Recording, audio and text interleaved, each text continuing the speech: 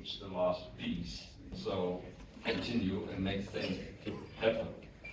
I worked this century for about a decade at Philips, not long, maybe some of you know it. It was quite famous. It's gone. That's what happens to famous things. I started as a researcher with a lot of freedom, and I ended up being a vice president with a personal watchdog, which filled my agenda, and then I thought it's time to leave and to move on. So I moved on to the European Commission, and I worked on the EIT, which is the European Institute of Innovation and Technology, and I did build the digital part of that university, that institute. It was a lot with students, which was a lot of fun, but it was also a lot about innovation. It was startup, it was acceleration, but it was also working with large corporates. After flying around in Europe for about 12 years, being interrupted by COVID, for which I did not recover in the sense that I couldn't get into the flying rhythm again, I decided to go to the Netherlands and became the chairman of the Dutch Growth on AI program. That's a 350 million program that's currently running. And that's about lifting the AI position of the Netherlands. The only job that I was able to hold longer than 10 years was my professorship at the University of Enschede, where I'm a professor at for 25 years now. It shows you how easy it is to stay in a job at the university. And the topic I teach there is secure data management. And that's also a topic that never ends, because cybersecurity is kind of a rat race. So that's a bit of my background.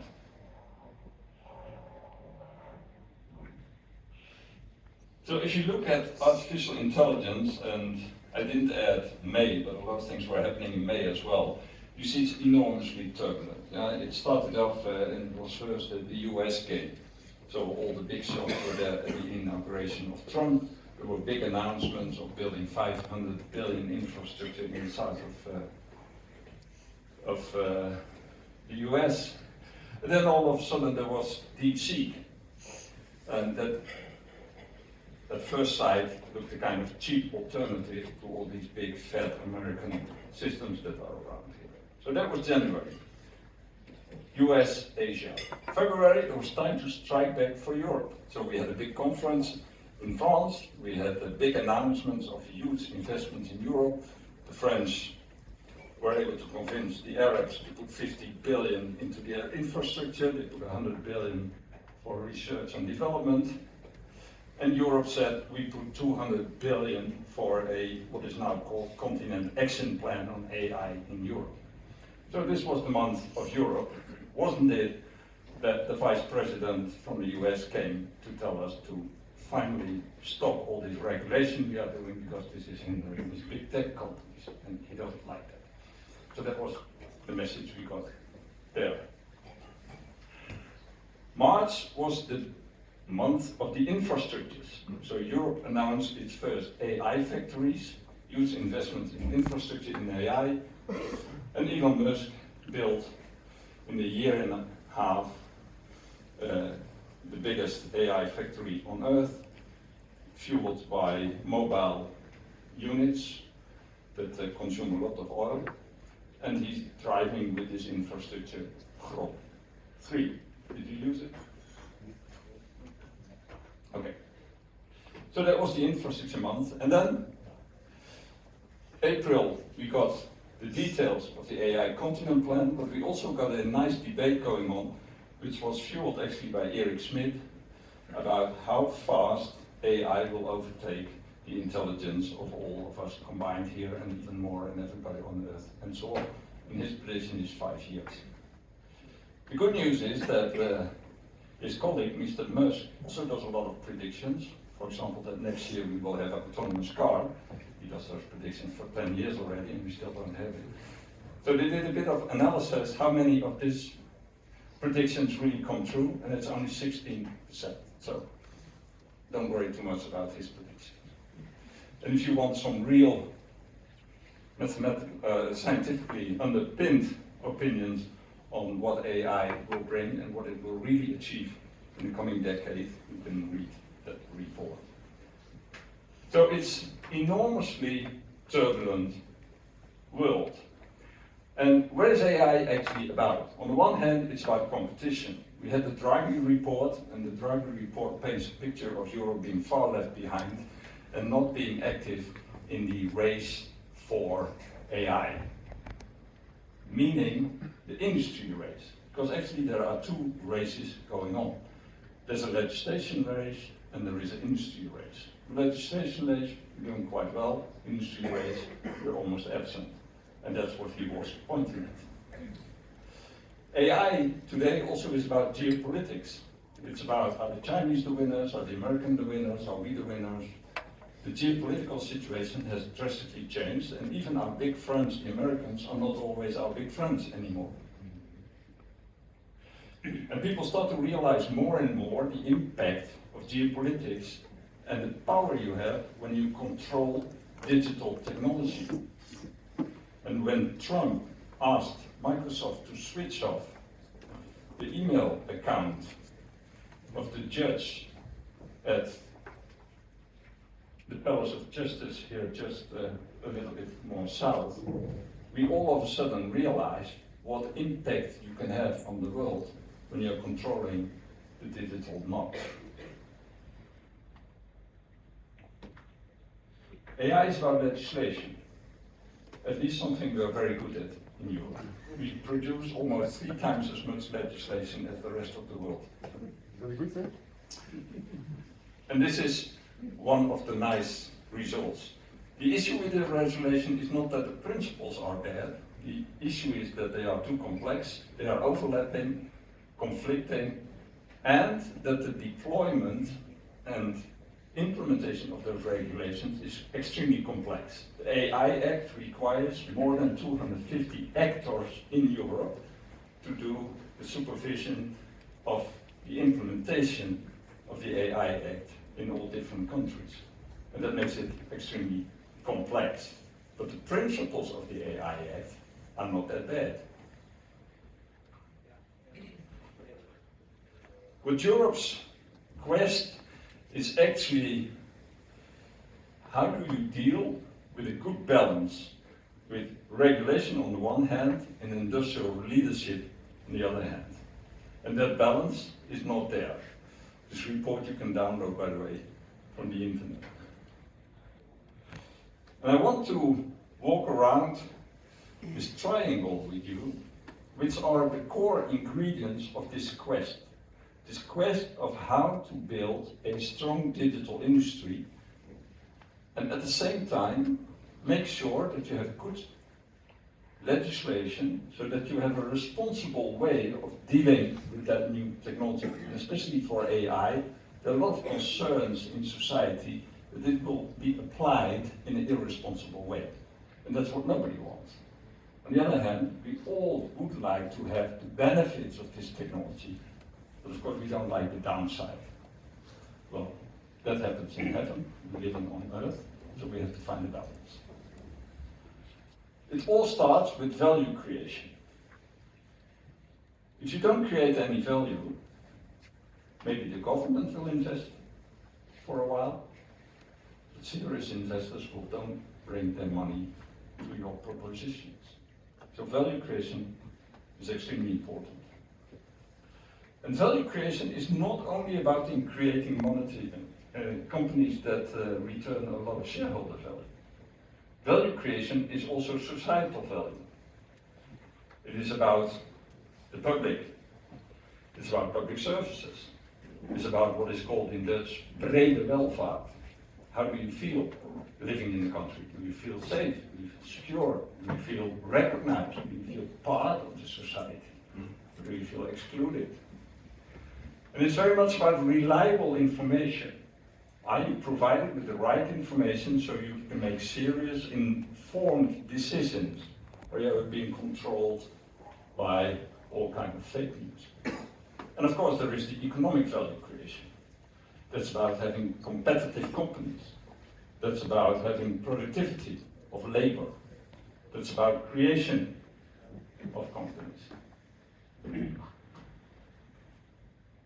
Any idea what this is? I help a bit, it's a map of the world. Data. Energy consumption. Energy usage. Sorry? Energy usage, yeah, close. Data service. Data center. Data centers, yeah, something like that. Fiber cables, yeah. This is a map of data generated by Tesla cars. And you see we're helping Mr. Musk quite well. We're quite hot on the heat map here. And when you talk about value creation, at least this gentleman knows how to do that. Maybe he's not so good at other things, but value creation is not too bad. And how does he do that? First of all, he understands the value of data, but he also understands that in order to exploit that value of data, it's actually very simple. You have to have the input of the data, and you have to the output, the valorization of that data. And a car can be both. It can collect the data, which it does through its sensor. So who's driving the Tesla, by the way? You still dare to say? Excellent. You think you bought a car? No. A data hoover. A data hoover for a Musk that is collecting all the data. So that he organized very, very wisely. And why did he buy X? For several reasons, but from a data perspective, you see that X has areas where this is not so hot. So it's a nice complement of data, which he can again add to his system. It's something called Starlink. Do you think that makes sense? There's some feeling of what's going on in the Earth with all the satellites, additional data. So the guy knows how to combine the data, and of course he brings back all this data into his company, X.AI. He builds Grok 3.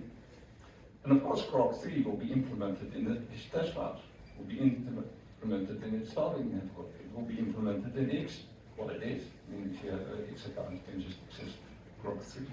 So he builds the cycle, on the one hand, of the collection, and also the valorization of data.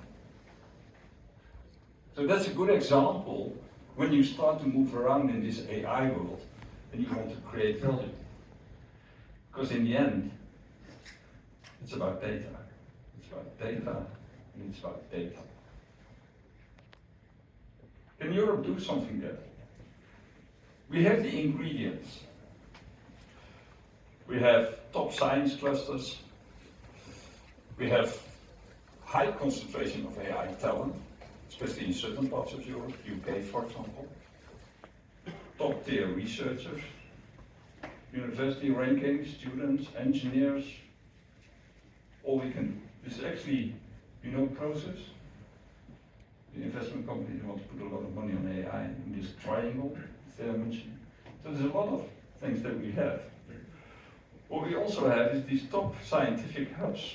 There are quite a few in Europe. Of course, there is the Bay Area, Boston, Cambridge, San Diego, Oxford, and then you see a couple, Eindhoven, Munich, Zurich, Geneva, Stockholm, not that bad. So we have those ingredients, but still we are not leaders. Another thing which we miss is massive investments.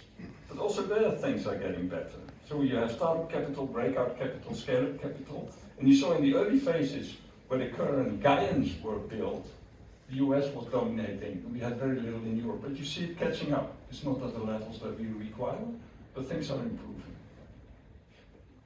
So it's not just a story of sadness that the big guys are there and we can just sit there and use their tools. No, we have chances. And that's about the technology focus in such a quest. This is today the top 10 LLM providers. And of course, number one is OpenAI with almost 60% market share. But there's good news. Mistral, 1%. At least on the list. They made it to the top. Right? But the good thing is, what goes up must come down. Told by a guy who got apple on his head and became very famous as a result. And what makes big things go down? That's called disruption. Paradigm shift. Still buying these celluloid films from Kodak? No more. They were a giant, it became digital, and it was the end. Who has a Nokia phone? They like buttons, right? Then you got a touch screen, end of story. And currently, you see the issue with the European car industry. They're fighting to survive, and the governments are helping them financially with regulation to make sure that they are not killed by the fact that we shifted from combustion engine with augmented software, which was mainly used to suppress during inspections the emission values. Okay, smart application, to computers on wheels. That's what it actually is. So what is then the paradigm shift that may help us to get the current big tech companies on their knees? There they are, proudly announcing to everybody that data is the oil of the new economy, and they know how to handle it. They're very clever, because we saw how Elon Musk organized it. But is data the new oil? Let's look at risk. If I have a bit of oil and I spoil it on the floor, I create little damage. I can clean it up and that's it. If I have a lot of oil and I spoil it here all over the floor, I have more damage, but I still can clean up. If I have a ship sinking, I even have more problems, but I still can clean it up. And it's proportional. That's for oil. So data is oil, right? Can I have your PIN code? It's a very small piece of data. Can't do harm. No? Okay. Good. Oh, yeah, okay, you pay for the dinner. So actually, it's disproportionate. Small pieces of data can do incredible harm, and loads of data can be completely useless and harmless. So it's not oil. Data is not oil. Leakage. As I said, if you spoil the oil, you can clean it up. Identity fraud. Ever been confronted with it? Lucky you. Is it easy to redirect it from the internet or any piece of information? Not so easy. So it's very often irrevocable.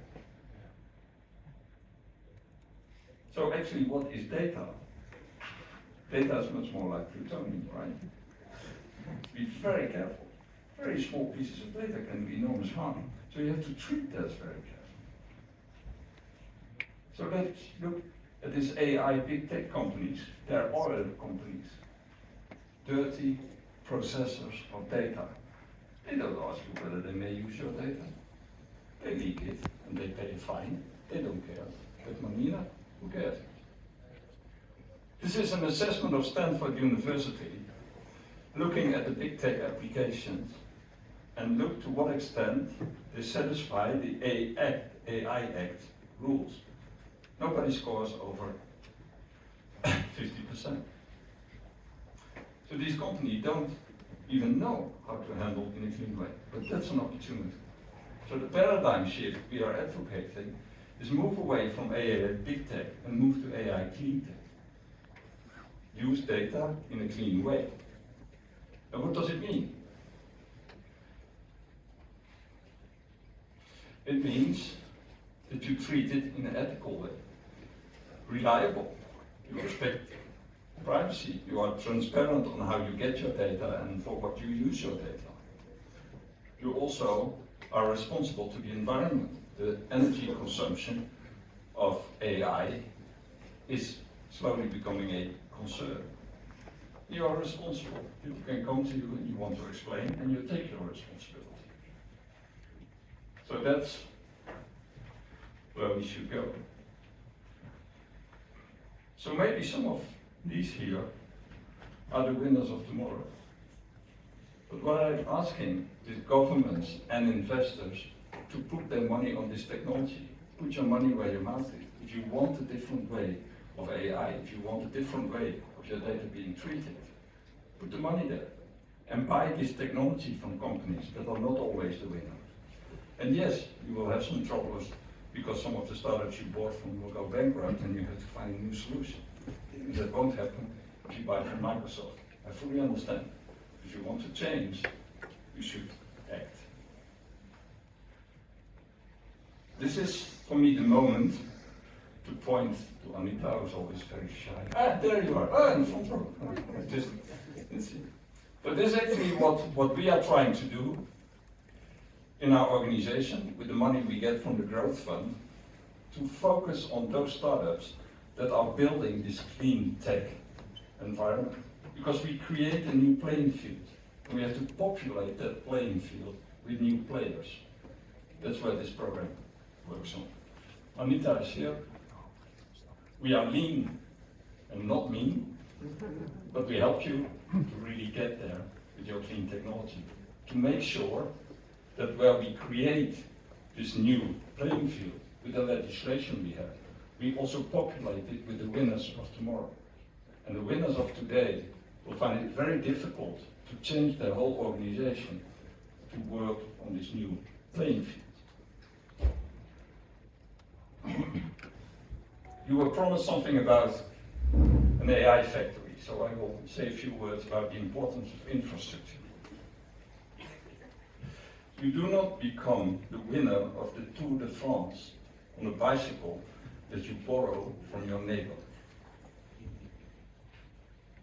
You need your own tools, and you need high quality tools. So if you want to be a winner, you have to invest in your own tools, in your infrastructure.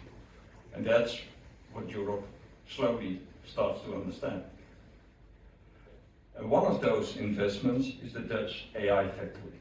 And we're working on that, and we're Dutch, so we want to squeeze everything out of it, so we take the last bet that we can still do to create this in the round of the European network of factories. And we are currently with the Dutch government working on a proposal that will be submitted at the end of the month to Brussels to build AI factory in the Netherlands. And this is possibly a location because it will be located in the north. And it will be a high quality data center, computation center, but also with an expertise group that allow you to get the most out of these machines. And people often ask me, why is that needed? And the simplest way I can explain it is, consider such a machine as a jet, as a fighter, a jet fighter. We can drive a car without too much exercise, but we can't fly a jet fighter without too much exercise. You need people to guide you to get the most out of it. So that's a team around it. That expertise center will have also its base in Groningen, but it will be connected to the rest of the Netherlands because this expertise is spread nicely over the country. So this whole factory has this facility, which is pure the hardware, the machine, and the low-level support with the ops, with the interface, with the data arrangement, and so on. And then you have a layer around it, which is the expertise group that helps you to use that machine. And then, of course, the real value is by using that machine in the ecosystem. And this is one of the growth engines that you build. And this is a development environment. So it's not a deployment environment. Deployment environments are much larger, they have other characteristics. This is a deployment environment.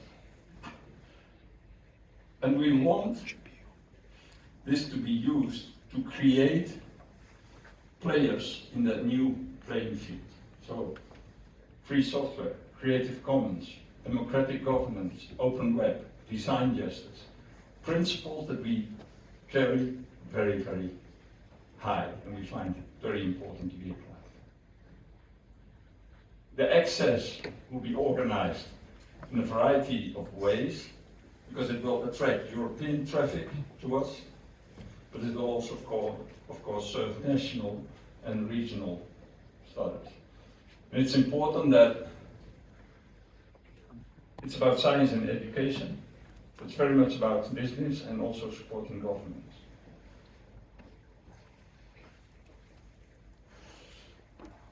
The final thing I want to mention is the importance of talent.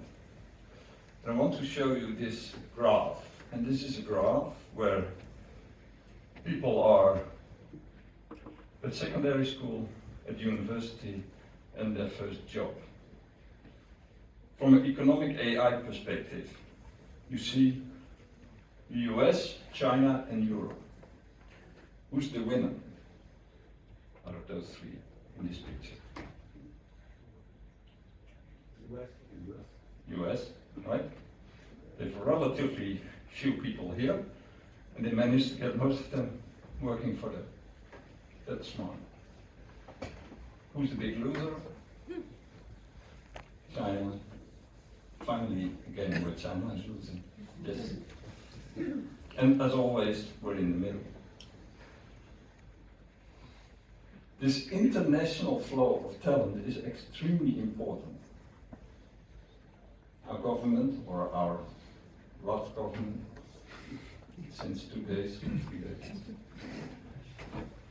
had the idea that if you want to increase this, because you want to have more economic value, you do that by shrinking this part. Right? That's how you do it. You avoid that international people come here and then you think that this will magically grow.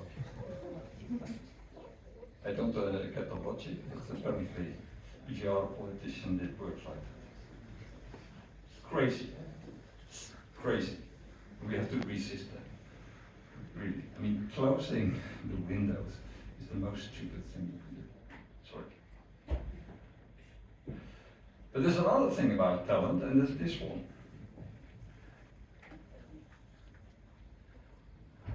Mid-Journey. Market cap. Yes. Sorry? 2 billion. 2 billion, okay, it's a bit more. 20. Sorry, 20, a little bit less. 200 billion. 10 billion, 10 billion. How many people work at Mid-Journey? 50, you knew it, yeah. 50 people. 50 people. 10 billion. OpenAI, similar thing. Musk entered, bought Twitter and cut out 2/3 of people and replaced them partly by people, but also with AI tools. And this is something, especially when it is about SaaS, that whole domain will drastically see its way of doing business changing. And AI tools will drastically change the way you're building companies there. And you will be amazed with how little resources, human resources, you can build enormously powerful companies. And that's also a paradigm shift. That's a really important paradigm shift. So talent, yes, but you can combine smart, small groups of very intelligent people with the right tools, and you can do something where the competition needs thousands. And that will drastically change the landscape. And that will also drastically change our mission. Because sometimes people think our mission is to get everybody knowledgeable on AI. But that's maintaining the current company structure. But the current company structure will probably completely disappear. So why does it make sense to teach everybody how to do AI if the whole structure disappears? Think about that. I'm getting to the end, right? Who knows these 3 Chinese wisdoms? They do apply today. May you live in interesting times. We can tick the box. May you be recognized by people in high places. Who wants to be recognized by Trump?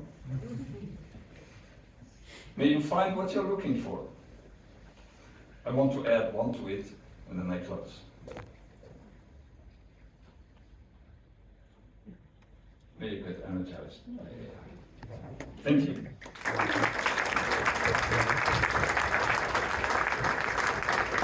Thank you, Willem.